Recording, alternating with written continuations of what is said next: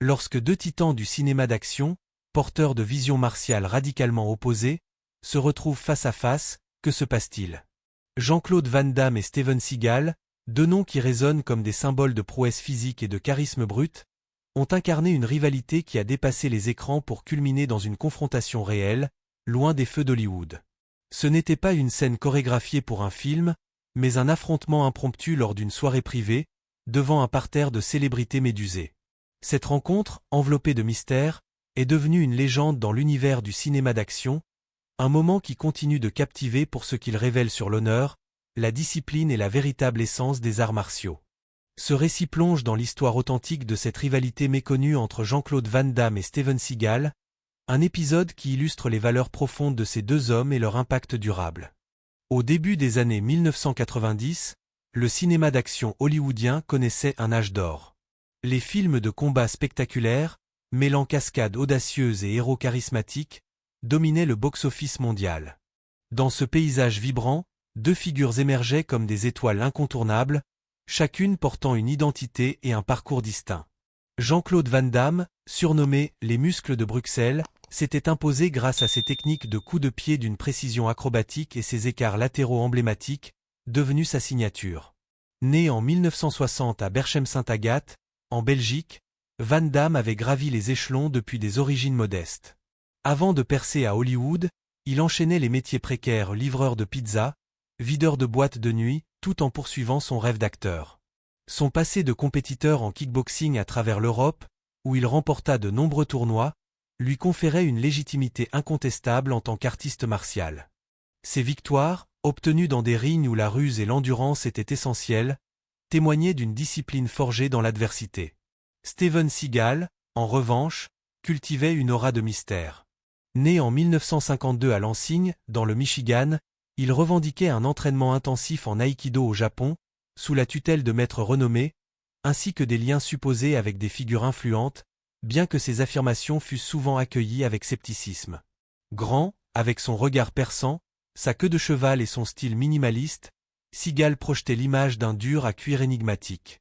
Ses films mettaient en avant des mouvements fluides d'aïkido, caractérisés par des torsions de poignets et des projections, souvent amplifiées par des montages rapides et des angles de caméra astucieux.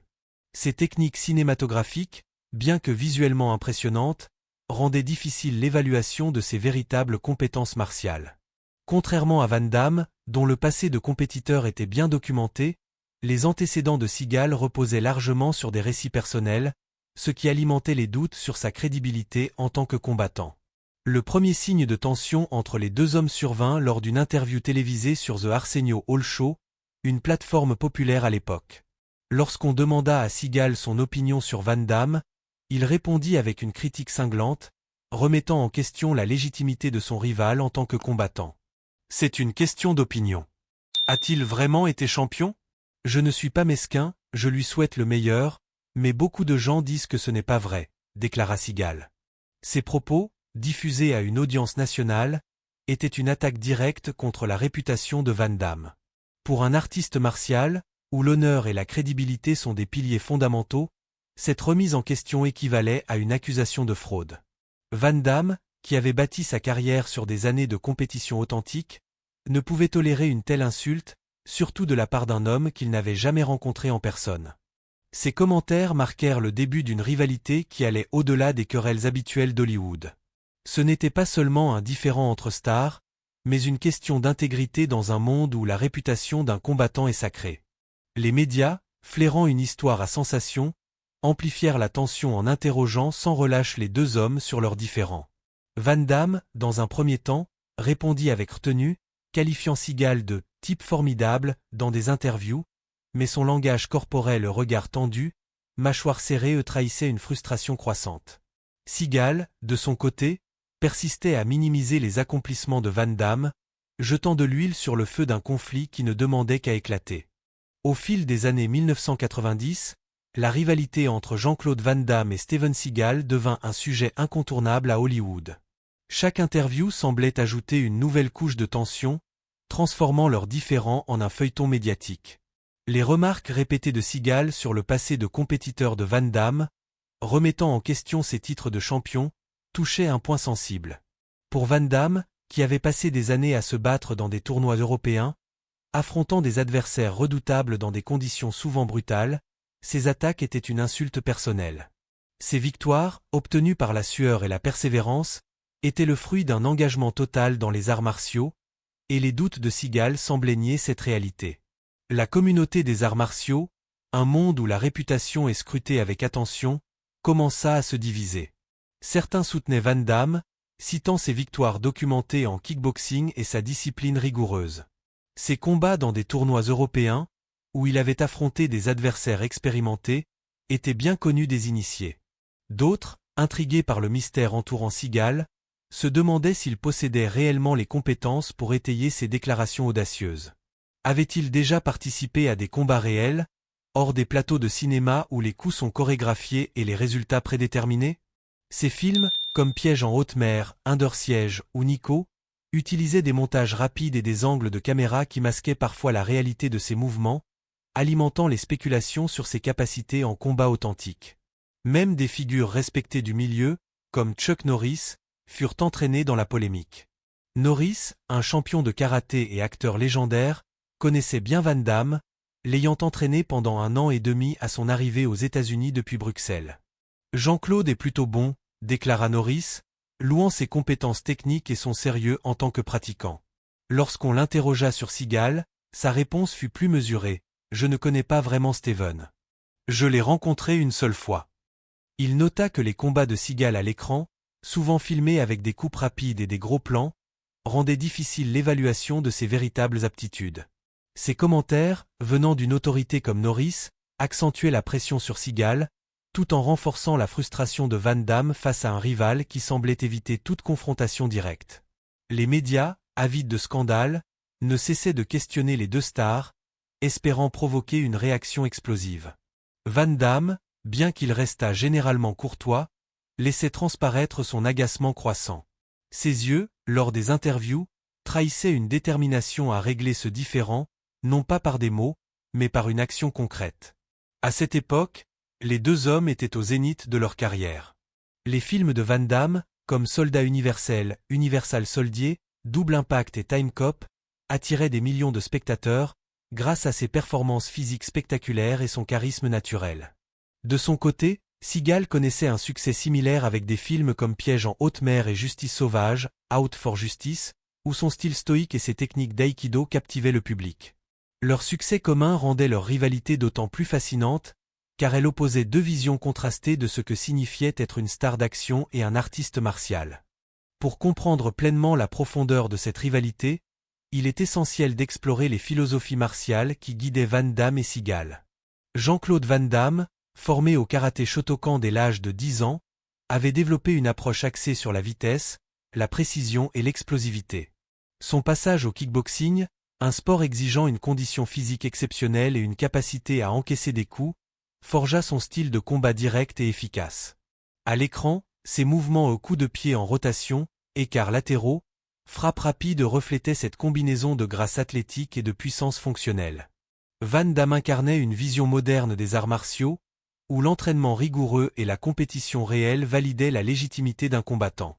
Steven Seagal, quant à lui, se présentait comme un maître d'aïkido, un art martial japonais qui met l'accent sur l'utilisation de la force de l'adversaire contre lui-même. L'aïkido, avec ses mouvements fluides et ses techniques de contrôle, contrastait fortement avec l'approche agressive du kickboxing. À l'écran, Seagal utilisait des projections, des clés de poignet et des neutralisations rapides, souvent amplifiées par des effets cinématographiques pour accentuer leur impact. Cependant, son manque de participation à des compétitions publiques soulevait des questions sur l'application pratique de ses compétences dans un contexte non chorégraphié. Alors que Van Damme prouvait sa valeur dans des rings réels, Seagal s'appuyait sur une mystique soigneusement entretenue, renforcée par des récits de son séjour au Japon. Ces différences philosophiques, l'approche compétitive et directe de Van Damme contre la mystique défensive de Seagal, alimentaient leur rivalité.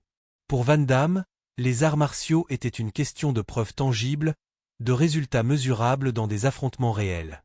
Pour Seagal, il semblait davantage lié à une image de maîtrise spirituelle et technique, souvent dénuée de validation extérieure. Cette opposition, au-delà des paroles, rendait leur conflit inévitable, car il touchait à l'essence même de ce que signifie être un artiste martial. Le moment décisif de cette rivalité survint en 1997, lors d'une soirée fastueuse organisée par Sylvester Stallone dans sa résidence de Miami. Cet événement, rassemblant l'élite d'Hollywood de acteurs, réalisateurs, producteurs, n'était pas censé devenir le théâtre d'un affrontement légendaire. Pourtant, c'est là que Jean-Claude Van Damme et Steven Seagal se retrouvèrent face à face, dans un cadre inattendu. Selon Stallone, qui relata l'incident dans une interview au magazine FHM, la tension accumulée entre les deux hommes explosa ce soir-là. Van Damme, excédé par les années de commentaires désobligeants de Seagal, qui affirmait pouvoir le battre sans effort, saisit l'occasion de mettre son rival au défi. Dans la salle bondée, au milieu des rires et des conversations mondaines, les regards des deux stars se croisèrent. L'atmosphère changea instantanément. Van Damme, déterminé à mettre fin aux provocations, s'approcha de Seagal et lui lança, devant tout le monde, « Viens dehors ». Ce n'était pas une invitation à discuter, mais un défi clair. Prouver, dans la cour de la résidence, qui était le meilleur combattant. La foule, sentant l'imminence d'un moment historique, retint son souffle. Des années de tension, alimentées par des interviews et des spéculations, convergeaient vers cet instant. Ce n'était plus une question de cinéma ou de parole, il s'agissait de régler un différend personnel, d'honneur et de légitimité martiale. Mais ce qui suivit fut inattendu. Après avoir passé des années à proclamer sa supériorité, Seagal déclina le défi. Selon Stallone, il trouva une excuse et quitta précipitamment la soirée. Devant un parterre de célébrités, le refus de Seagal de relever le défi fut un moment humiliant pour lui et une source de frustration pour Van Damme, qui avait attendu des années pour confronter son rival. Cet épisode, bien que dénué de coups physiques, devint légendaire dans les cercles hollywoodiens, car il révéla qui était prêt à assumer ses paroles et qui préférait s'esquiver. L'histoire ne s'arrêta pas là. Van Damme, déterminé à ne pas laisser Seagal s'en tirer si facilement, refusa d'abandonner. Selon Stallone, après le départ de Seagal de la soirée, Van Damme apprit que son rival s'était rendu dans une boîte de nuit à Miami. Poussé par un mélange de colère et de détermination, il se lança à sa poursuite, comme dans une scène digne de leur propre film d'action. Dans cette boîte de nuit, au milieu de la musique assourdissante et des danseurs, Van Damme retrouva Seagal et lui lança à nouveau son défi, « Viens dehors ». Une fois encore, il proposait un affrontement direct pour régler leurs différends. Mais, comme à la soirée, Seagal refusa. Selon les témoins, il déclina l'offre sans s'engager, évitant une confrontation physique pour la deuxième fois en une seule nuit. Van Damme, dans une interview de 2010, partagea des détails sur cet épisode. Il expliqua qu'aucun combat n'eut lieu, seulement un peu de bousculade, par respect pour la maison de Stallone et son mobilier coûteux. J'étais un peu énervé et j'ai dit à Steven, « Viens dehors », raconta-t-il, précisant qu'il ne voulait pas causer de dégâts chez son ami.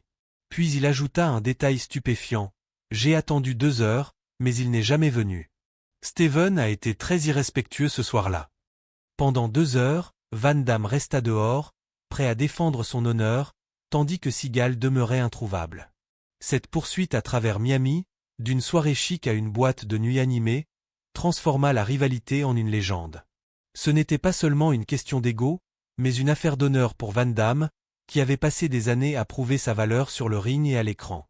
Le refus répété de Seagal de l'affronter parla plus fort que toutes ses déclarations antérieures. Stallone résuma l'épisode avec une phrase lapidaire, « Jean-Claude était trop fort. » Seagal n'en voulait pas. Venant de l'icône de Rocky, ces mots portaient un poids considérable, scellant l'image d'un Van Damme prêt à agir et d'un Seagal fuyant la confrontation. Juste au moment où l'on pensait que cette rivalité ne pouvait devenir plus extraordinaire, une proposition sans précédent émergea. Dans une interview accordée au Télégraphe en 2023, Van Damme révéla qu'au sommet de leur gloire, le président de Sony Pictures, Peter Guber, avait offert à chacun des 2 hommes 20 millions de dollars pour un combat officiel à Las Vegas, devant des millions de spectateurs. Cette offre, totalisant 40 millions de dollars, visait à transformer leur rivalité en un spectacle martial d'envergure mondiale, un événement qui aurait répondu à la question brûlante, qui l'emporterait dans un véritable combat. Du point de vue commercial, l'idée était brillante.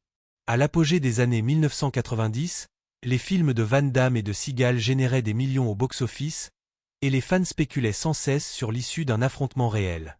Un combat à Las Vegas aurait été l'événement martial le plus médiatisé de l'histoire, surpassant même les plus grands matchs de boxe de l'époque, comme ceux de Mike Tyson. Van Damme, fidèle à son caractère de compétiteur, était prêt à accepter.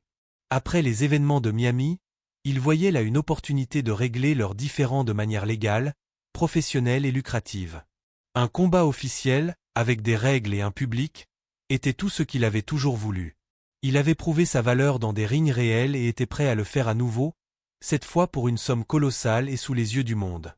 Mais une fois de plus, Seagal déclina. Selon Van Damme, ce fut la 3e fois que son rival refusait de l'affronter. D'abord à la soirée de Stallone, puis à la boîte de nuit, et enfin face à cette offre monumentale. Ce refus, face à une somme aussi astronomique, souleva des questions sérieuses sur la confiance de Seagal en ses propres déclarations. S'il était si convaincu de pouvoir battre Van Damme, pourquoi rejeter une opportunité aussi lucrative, qui aurait en outre prouvé sa supériorité aux yeux du monde? L'offre de Sony Pictures transforma la rivalité en un phénomène culturel, montrant à quel point elle captivait l'imagination du public et des décideurs d'Hollywood. Ce projet, s'il s'était concrétisé, aurait redéfini l'industrie du spectacle, en faisant du cinéma d'action un terrain de compétition réelle. Malgré des années de provocation, de défis et d'opportunités manquées, le véritable combat entre Jean-Claude Van Damme et Steven Seagal n'eut jamais lieu. Pourtant, les événements qui se déroulèrent révèlent tout ce qu'il faut savoir sur ces deux hommes et sur la raison pour laquelle leur rivalité continue de fasciner. Van Damme s'est toujours montré remarquablement transparent sur ses rencontres avec Seagal. Dans de multiples interviews, il a partagé des détails sur leur confrontation, insistant sur son désir de régler leurs différends comme des artistes martiaux, avec respect et action, plutôt que par des paroles creuses. Sa franchise, même face à des moments de frustration, témoignait d'une confiance en sa propre légitimité. Seagal, en revanche, utilisait les interviews pour remettre en question le passé de combattant de Van Damme, sans jamais accepter de confronter ses propos à la réalité. Une rencontre ultérieure à Planet Hollywood, des années après les événements de Miami, illustra cette différence d'approche. Van Damme, croisant Seagal, s'approcha de lui et lui demanda directement « Eh, Steven, pourquoi parles-tu mal de moi à la télé ?» Cette démarche, franche et dépourvue d'hostilité, montrait le caractère de Van Damme. Même après des années d'insultes, il cherchait à comprendre plutôt qu'à provoquer. Selon lui, Seagal répondit par des marmonnements incohérents, évitant une réponse claire. Puis, dans un geste de bonne foi, Van Damme ajouta « Écoute, je suis un mec sympa, non ?» Il serra la main de Seagal, qui se détendit, mettant temporairement fin à la tension. Ce moment de calme révéla une facette essentielle de Van Damme, sa maturité et sa confiance en lui. Il déclara par la suite « S'il veut dire des choses, ça va. Ce n'est pas mon problème. » Cette attitude montrait qu'il n'avait plus besoin de prouver sa valeur par un combat. Sa carrière, ses victoires en compétition et son honnêteté suffisaient à asseoir sa légitimité. Seagal, en revanche, resta évasif sur leur rivalité. Lorsqu'on l'interrogeait sur les incidents de Miami, il niait ou donnait des réponses vagues, en contradiction avec les témoignages de figures comme Stallone. Cette différence dans leur manière de gérer la situation en dit long sur leur caractère respectif. Bien que le combat physique entre Jean-Claude Van Damme et Steven Seagal n'ait jamais eu lieu, il y eut indéniablement un vainqueur dans cette rivalité. Ce n'était pas une question de coup porté, mais de caractère, d'intégrité et de constance. Au fil des années, les réputations des deux hommes ont suivi des trajectoires opposées. Van Damme a su maintenir, voire renforcer, son image auprès des fans et de la communauté martiale. Il s'est ouvert avec une honnêteté désarmante sur ses luttes personnelles, qu'il s'agisse de son combat contre l'addiction, de ses mariages multiples ou des hauts et bas de sa carrière. Cette transparence, loin de le diminuer, l'a rendu plus humain et plus apprécié. Les fans valorisent les célébrités qui assument leurs failles, et Van Damme a su transformer ses épreuves en force, gagnant le respect pour son authenticité. Seagal, au contraire, a maintenu une image de dur mystérieux, même face à des controverses et des accusations. Plutôt que de répondre directement, il a souvent nié ou évité les discussions, ce qui a terni son image. Les sondages en ligne et les discussions des fans montrent régulièrement Van Damme comme le favori, non seulement pour un hypothétique combat, mais aussi en termes de respect en tant que personne et artiste martial. Leur parcours professionnel reflète également cette divergence. Van Damme a évolué en tant qu'acteur, prenant des rôles plus introspectifs, comme dans JCVD, 2008, où il livre une performance émouvante en tant que star d'action en quête de rédemption. Ce film, salué par la critique, montre sa capacité à se réinventer et à explorer des facettes vulnérables de sa persona, une démarche rare pour une star d'action. Les récents films de Seagal, en revanche, se limitent souvent à des sorties directes en vidéo, semblant figés dans une formule dépassée des années 1990. Son refus de s'adapter ou de s'ouvrir au public a contribué à un déclin de sa popularité, contrastant avec la résilience de Van Damme. Même leurs apparitions publiques récentes soulignent cette différence. La publicité virale de Van Damme pour Volvo en 2013, où il réalisait son célèbre grand écart entre deux camions en mouvement, démontrait son humour, sa résilience et ses compétences physiques intactes. Ce moment, à la fois spectaculaire et autodérisoire, renforça son statut de figure aimée, capable de se réinventer tout en restant fidèle à son héritage martial. En fin de compte, la rivalité entre Jean-Claude Van Damme et Steven Seagal ne s'est pas jouée dans un ring, mais dans l'arène de l'opinion publique. Van Damme, par sa volonté d'affronter les défis, son honnêteté et son engagement envers les valeurs martiales respect, travail acharné, action s'est imposé comme le véritable vainqueur.